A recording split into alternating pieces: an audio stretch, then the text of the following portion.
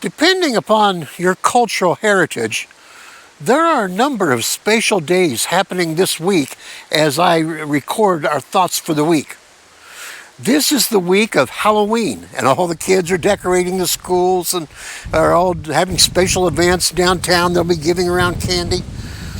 This is also the week of Day of the Dead, and many will be celebrating that. This is a day of, this is the week of All Saints Day, and the week of All Souls Day.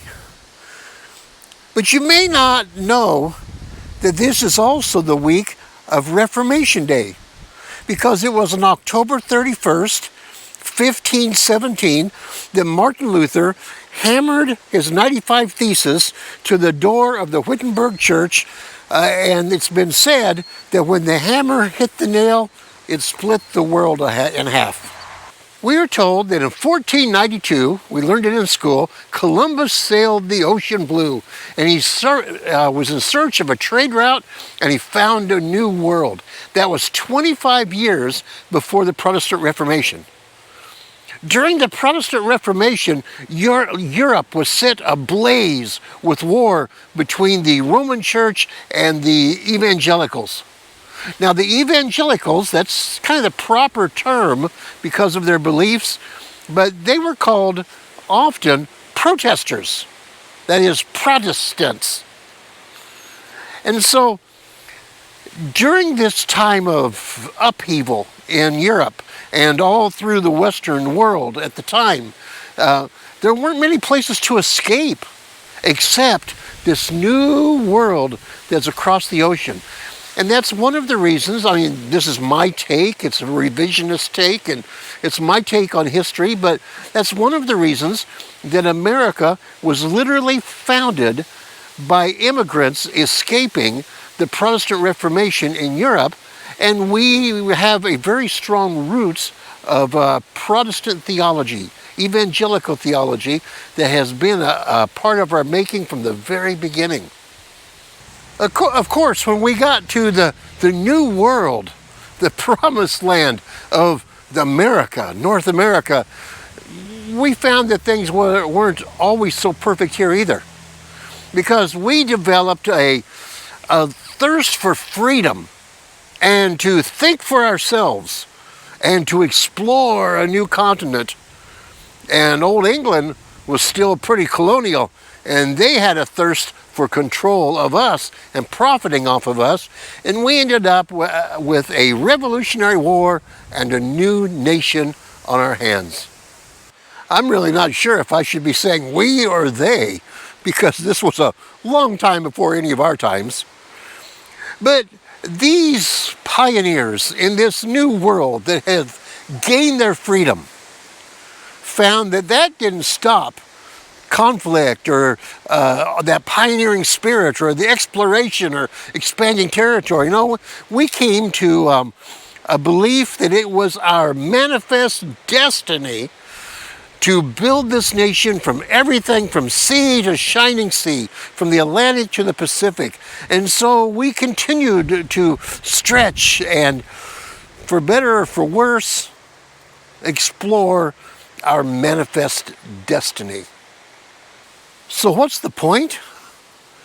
Well, the point is simply to say that whether we admit it or not, you and I, we Americans, and especially we Protestants, were born and bred with a feisty streak in our DNA.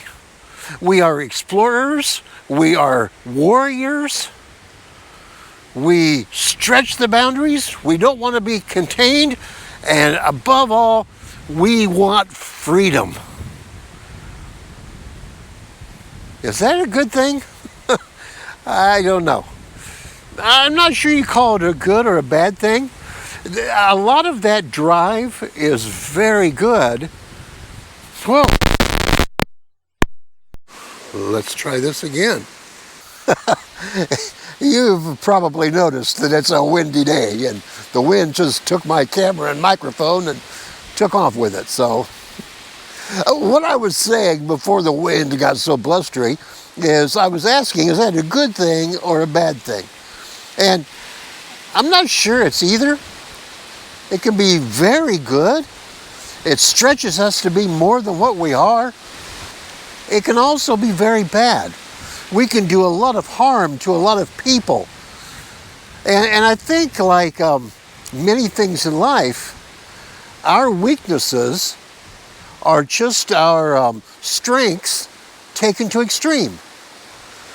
And boy, do we know how to take that feisty streak to extremes. So what do is the bring home for this? What is it that I want to leave with us and take into this week? And it's simply this. You and I probably have a feisty streak in us. There's a drive that helps us to excel. There's a drive that goes to extreme that hurts other people. And let's be honest, I've been a pastor for over 40 years, and our churches need to learn to chill out a little bit. Because often that feisty streak runs amok and does a bunch of damage. There's just almost no place still to hide from the wind. I put the camera back next to a tree stump so that, or a big tree, and you can see, if you can see the branches that's blowing around in gust. So it's time for me to bring this to an end. So what I want to say is, we're at the middle of another week again. In a few days, we'll be able to come together and worship our Lord. I'm looking forward to that. And in the meantime, between now and then, ask God to examine you. And if there's any kind of a feisty streak, Jesus said if we come to the altar to present our gift, our sacrifice, and we find that we have a brother that has something against us, and he doesn't say that if we're mad at the brother, but rather if the brother's ticked with us, then we should leave our gift at the altar and go back and be reconciled. And it may be this week that God will work on you, taming down a feisty streak just a little bit. Well, God bless you.